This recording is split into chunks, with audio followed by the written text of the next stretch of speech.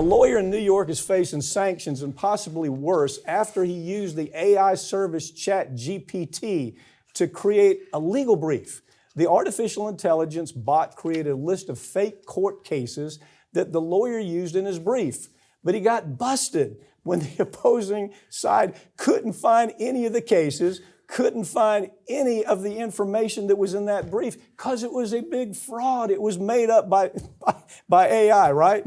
This story, it's so ugly that it's crazy. It's laughable. It really is. It's an ugly story, and right? It's so sad because you got this guy, Stephen Schwartz, up in New York, 30-year lawyer, all right? We're not talking about somebody fresh out of law school, didn't know how to write a brief. Guy's been doing this for 30 years. He knows how to write a brief, and honestly, sounded like he had a pretty good case there. You got somebody injured on an airplane by the cart. Sounds like pretty. Truth is, he's not simple. a bad lawyer. I mean, he Right. really. Let me just defend the guy. He's not a bad lawyer, but the AI spits out all of this stuff that AI made up, and he doesn't. We all get busy. He doesn't take the time, but wow, that's a great case. It's right on point and it's perfect for me. Oh, wait, there are 10 perfect cases for me. And it gives me the cites. Well, at some point, don't you say that doesn't look right? He got busy. I mean, that's really the truth. If I were to drill down on this, that's all that happened here, but it's bizarre. And you do feel bad a little for him because he says, listen, my kids had told me about ChatGPT. I thought it was a search engine. So I thought it was spitting out all these great cases related to what I needed. Cases like Martinez versus Delta Airlines, Zickerman versus Korean Airlines. They're just made up. Right, they don't exist. Those were not actual court cases. Even the sites that he uses when he says, Judge, I want to show you this case that is right on point with what I'm saying to you. You should rule for me because 10 cases here say that. Well, okay, if you go in the courtroom and you're loaded like that, buddy, you're ready to rock and roll, right? Until somebody says, wait a second, Judge, this is all made up. It's not real. I don't know. I kind of feel sorry for the guy. He just, probably got busy, didn't take the time to do it, should have had somebody else take a look at it. But this is what AI is capable of, right? Exactly, and that is what is terrifying about this, because this is the natural evolution. This is not going to be the first lawyer that tries to use AI to write a legal brief. Right. Like this is just the beginning. This is the opening of it. Yeah. And we're going to see it, I think we're going to see it in the medical field. Yeah. Doctors will say, okay, ChatGPT, I have, increased heart rate, blah, blah, blah. What do you got? Yeah. And we're relying on it too much already, and it is so unreliable that it's terrifying. That's what this case is really about. If I were the judge, I would really spend some time on the unreliability. Yeah, you got to beat him up a little bit. He shouldn't have shown up with that. But you can see how it could happen. The death of a disabled elderly man last summer has raised serious questions about the care given to disabled individuals all over the country. And a trial that's expected as a result of this death could have nationwide implications. Join me to talk about this case and the impacts that it has is Troy Rafferty. First of all, Troy, it's a case you're handling. It's a case that, this case has grabbed national attention. And I think because we're seeing more and more news reports about elderly abuse. We're not just talking about nursing home issues. We're talking about elderly abuse. What's the difference here? Well, elderly abuse, and not just elderly abuse, but also abuse of the disabled. Yeah. The developmentally disabled. That's become rampant.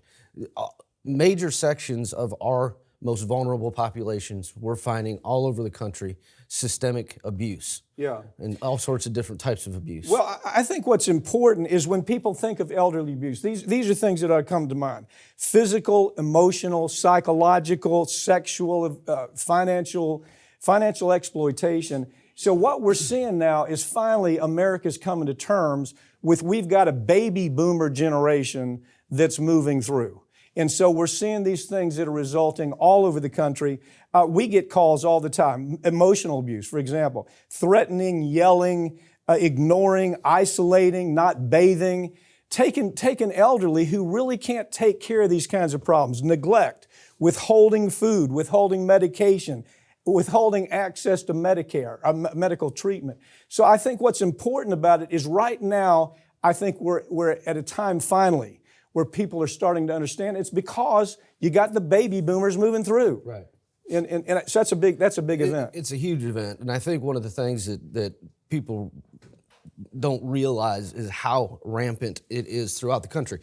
We know, for example, not just the elderly, not just the disabled, but also teens. Yeah. I mean, we've been seeing instances of that all over the country.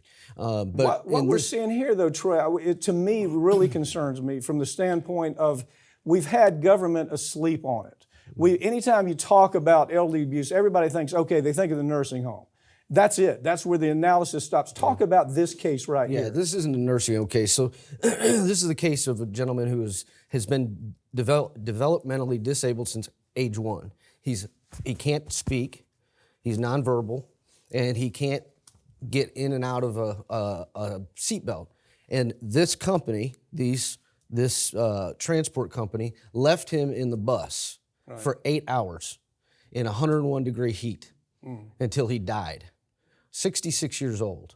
And they were responsible for him. They had the obligation to do it. And they just, so many times in these elder abuse cases, they just get forgotten. Yeah. They're forgotten because they're like, well, they're old. Yeah, well, this man couldn't speak. He couldn't speak. He was disabled to the point where he couldn't take his seatbelt off, couldn't ask for help. I think the important thing to me, though, is that as I look at this, you have these non-governmental entities. You have private sectors coming in and saying, let us take care of it. The same way they're taking care of the prison industry, the same way that they're moving into every aspect of our life. They're now seeing the timing. And the timing is, as I say, you've got a generation moving through. They're, certainly baby boomers, older baby boomers. So now you have this big movement. You have every damn corporation in the country saying, yeah, we want to help. This transport company, we want to help. The people who took care of him day to day, we want to help. Government has gotten to the point to where there's no oversight anymore because they say, well, somebody's taking care of it. Corporations are taking care of it. Right. And interestingly, in this case, their family, this family was caring for him in terms of going to see him, visit him regularly, take him and get him his favorite home-cooked foods and everything like that. And, they just all of these instances of the abuse that you just went through, the emotional, the psychological, all of them, they are rampant. And this case, for example, is just an example of one. Like you said, it's got national implications. I think lawyers are slow to respond to how serious this is, okay?